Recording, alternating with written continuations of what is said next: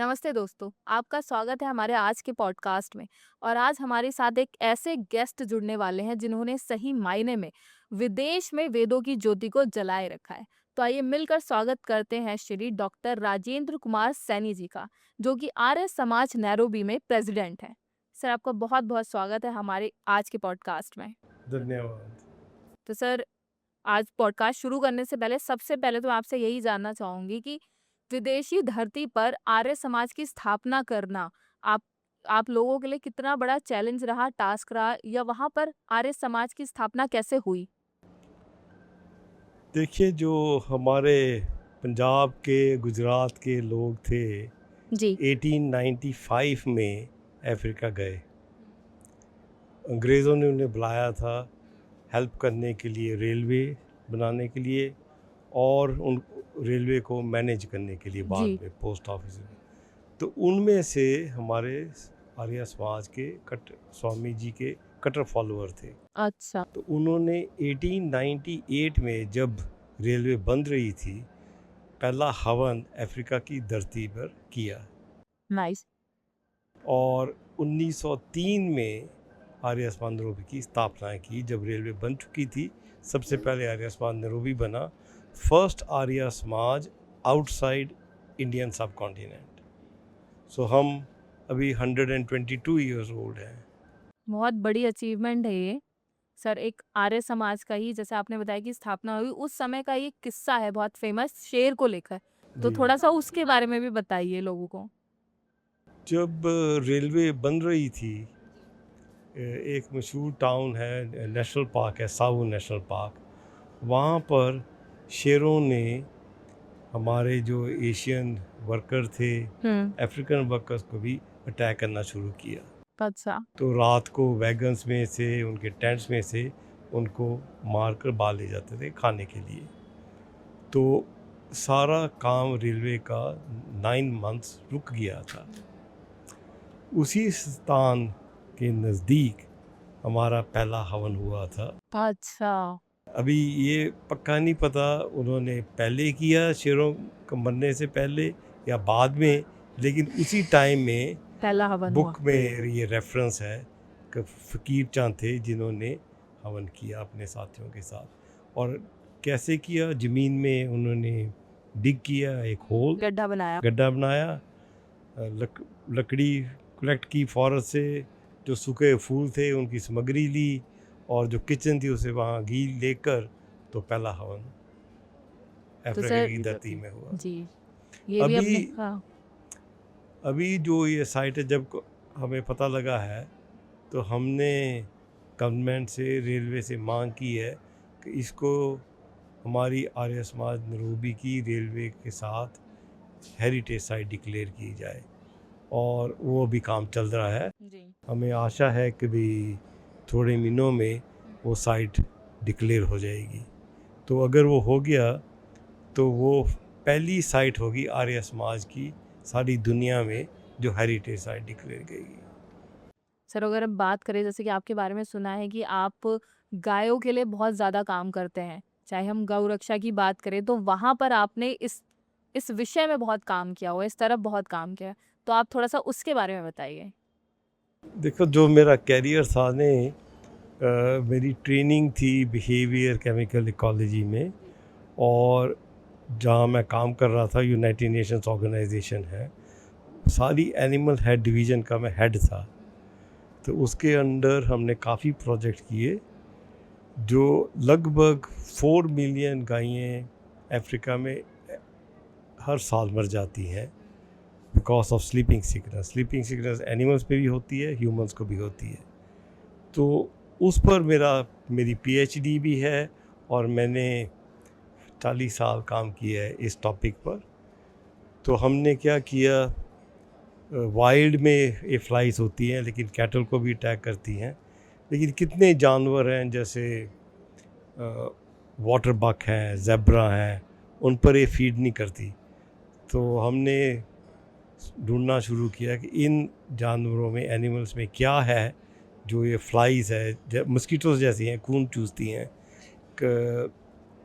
उनमें क्या है जो उनको अटैक नहीं करती। तो 10 पीएचडी स्टूडेंट्स के थ्रू ये सारा काम हुआ और हमने एक रिपेलेंट कॉलर बनाया जो हम गायों के नेक पर टाई करते हैं, उसके साथ वो फ्लाइज रिपेल करती हैं, लेकिन उसमें जो खुशबू है, स्मेल है, वो वाटर बग की है।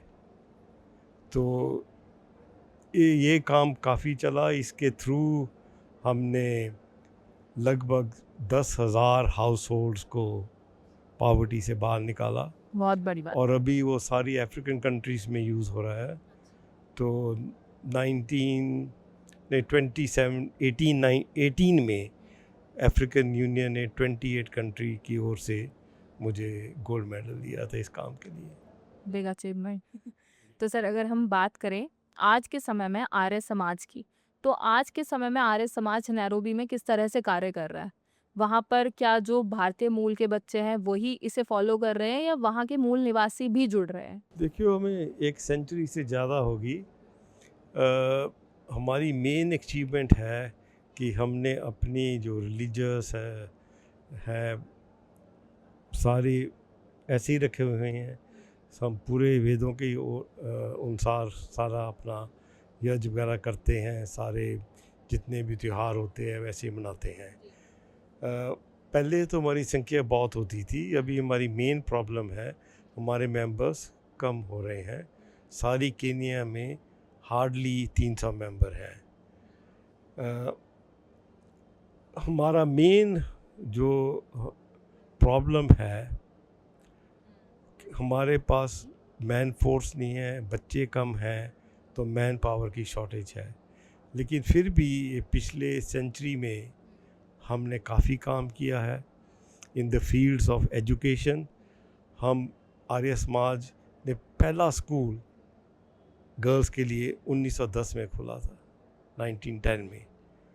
तो आप सोच सकते हैं उस समय से लेकर अब तक हमने कितनी गर्ल्स एम्पावरमेंट की। जी। बाकी अभी काफ़ी स्कूल्स हैं, नैरोबी में 6-7 स्कूल हैं, बाकी हर एक टाउन्स में स्कूल हैं, वहाँ भी बच्चे पढ़ते हैं। सो एजुकेशन में काफ़ी इन्वेस्टमेंट की है। हम वेलफेयर भी काम काफ़ी करते हैं। जो हमारी इनकम है मंथली, उसमें से 10% वेलफेयर के लिए रिज़र्व किया जाता है। तो वेलफेयर हम ये नहीं देखते कौन सी जाति है, जो भी डिज़र्विंग केस होगा तो हम उनको हेल्प करते हैं। हेल्प करते हैं। हाँ जी, तो वेलफेयर में भी काम किया है। हम एक मेडिकल क्लिनिक 1971 में शुरू की थी। वो पहले फ्री थी, कम्प्लीटली फ्री थी, अभी भी हेवली सब्सिडाइज्ड है। उस डिस्पेंसरी में से लगभग 1.5 मिलियन लोगों को मेडिकल एड दिया गया चुका है अभी तक। जी। तो अगर वेलफेयर को देखें तो लगभग $500 million, $500 million की हमने वेलफेयर की है पिछले 10 सालों में। तो सर जिस तरीके से आप अभी काम कर रहे हैं एक अपने आप में बहुत बड़ी बात है। और दूसरी बात ये मैं पूछना चाहती हूँ आपसे कि आज के टाइम पर आर्य समाज नैरोबी यूथ को कैसे जोड़ रहा है अपने से, कि वेदों का ज्ञान देना उन्हें, उनको सही धर्म की पहचान कराना, ये सारी चीज़ें आप कैसे कर रहे हैं? देखिए, यूथ का जो प्रॉब्लम है सारी आर्य समाज में यूनिवर्सल प्रॉब्लम है। हमारे केनिया में पर्टिकुलर प्रॉब्लम है, बच्चे बाहर जाते हैं पढ़ने, फिर वापस नहीं आते, तो यूथ की शॉर्टेज है। तो यूथ को कैसे हमने जोड़ना, ये यूनिवर्सल प्रॉब्लम है। हम कोशिश करते रहते हैं, कितनी बार जुड़ जाते हैं फिर बंद हो जाते हैं। अभी ऐसे ही बाल सभा क्लासेस भी चलाते हैं। अभी हमारे पास 30 स्टूडेंट्स हैं जो एवरी सैटरडे आते हैं, जिनको हम हवन आदि सारे संस्कार देते हैं। तो यूथ की प्रॉब्लम है। हमारा यूथ विंग है लेकिन इतना स्ट्रॉन्ग नहीं है। उनको मेंटरशिप चाहिए, उनको अपने रिलीजियस एजुकेशन चाहिए, उनको इंग्लिश स्पीकिंग प्रीच चाहिए जो हमारे पास नहीं है। ये सब प्रॉब्लम्स हैं जो चैलेंजेस आप इस टाइम पर चैलेंजेस हैं फेस कर काफ़ी, रहे और हैं। इनफैक्ट ये ग्लोबल चैलेंजेस है। अभी आर्य समाज को, कल ही मैं अपनी स्पीच में बोल रहा था, नई पीढ़ी के प्रीस्ट को ट्रेनिंग देनी पड़ेगी जो दूसरी लैंग्वेज बोल सकें। और हमारा जो प्रचार है वो हमारे आर्य समाज की 4 वॉल्स में ही नहीं होना चाहिए, बाहर में असली भी प्रचार तो बाहर होना चाहिए। अभी तक हमारी ये प्रॉब्लम है, हमने जो हमारे अफ्रीकन सिटीजन्स हैं, भाई बहन हैं, उनके लिए काफ़ी काम किया एजुकेशन वगैरह में, लेकिन वो हमारे समाज के साथ जुड़े नहीं हैं। तो ये एक आउटरीच का काम हमें करना चाहिए। हमने पहला अफ्रीकन प्रीस्ट 25 साल पहले ट्रेन किया था। उन्होंने ट्रेनिंग ली मॉरिशस में और इंडिया में भी, इधर भी आए हुए हैं। आज सुबह हवन भी कराया उन्होंने। तो कोशिश है, लेकिन अभी टाइम आ गया जब शास्त्री मांगी जी को भी बाहर जाकर दूसरी अपनी अफ्रीकन कम्युनिटी में भी काम करना पड़ेगा। सो ये आउटरीच का प्रॉब्लम है अफ्रीका में भी, आर्य समाज में भी, सब समाजों में ये तो प्रॉब्लम आपका लॉन्ग टर्म गोल यही है कि आपको अपने आर्य समाज का प्रसार प्रचार करने के लिए प्रीस्ट तैयार करने हैं और आपको थोड़ा सा मैन पावर की ज़रूरत है वहाँ पर। है। देखिए ये प्रॉब्लम काफ़ी कॉम्प्लेक्स है। प्रीस्ट तो एक प्रॉब्लम है।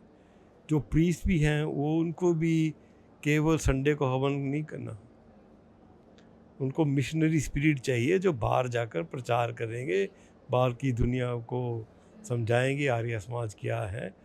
हमारे पास इतनी रिच नॉलेज है, लेकिन उस रिच नॉलेज का मैसेज बाहर नहीं जा रहा। नहीं जा रहा। ओके, सो जितने भी प्रीस हैं उनको दूसरी लैंग्वेज से भी आनी पड़ेंगी, उनको बाकी फेथ इंटरफेथ सबके साथ काम करना पड़ेगा, एक दूसरे को समझना पड़ेगा। तो इकट्ठे होकर काम यूथ करने को, की ज़रूरत हाँ है। जी, ज़रूरत है। तो ये सारी प्रॉब्लम्स हैं जिनको सॉल्व करने के लिए ज़रूरत है। तो सर आप हमसे जुड़े यहाँ पर और आपने केन्या नैरोबी के बारे में, आर्य समाज के बारे में कि कैसे वो वहाँ स्थापित हुआ, कैसे कार्य कर रहा है, क्या-क्या चैलेंजेस उसने फेस की, ये सब बताया आपने। उसके लिए आपको बहुत-बहुत धन्यवाद। आगे फिर हमें समय रहेगा तो दोबारा से आपके साथ पॉडकास्ट करेंगे और अच्छे से। तो तब तक आज आप हमसे जुड़े उसके लिए धन्यवाद सर। Thank you. तो दोस्तों आपने जाना कि किस तरह से आर्य समाज केन्या में नैरोबी में कार्य कर रहा है, क्या चैलेंजेस फेस कर रहा है, क्या-क्या उसे ज़रूरत है और किस तरह से वो वहाँ पर फैल रहा है। तो आज हमने ये सारी चीज़ें जानी। हम दोबारा से बात करेंगे इसके बारे में हमारे नए पॉडकास्ट पे। तब तक के लिए धन्यवाद।